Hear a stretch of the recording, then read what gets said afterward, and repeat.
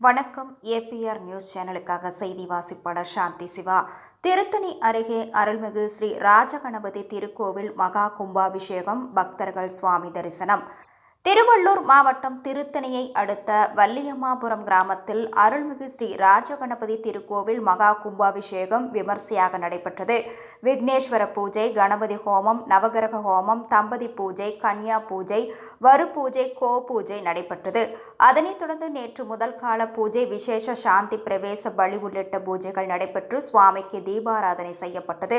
அதனைத் தொடர்ந்து இன்று காலை கோவில் வளாகத்தில் கலசங்கள் ஊர்வலமாக புறப்பட்டு வேத விற்பனர்கள் வேத மந்திரங்கள் முழங்க கலசங்களுக்கு புனித நீர் ஊற்றி மகா கும்பாபிஷேகம் மிக சிறப்பாக நடைபெற்றது.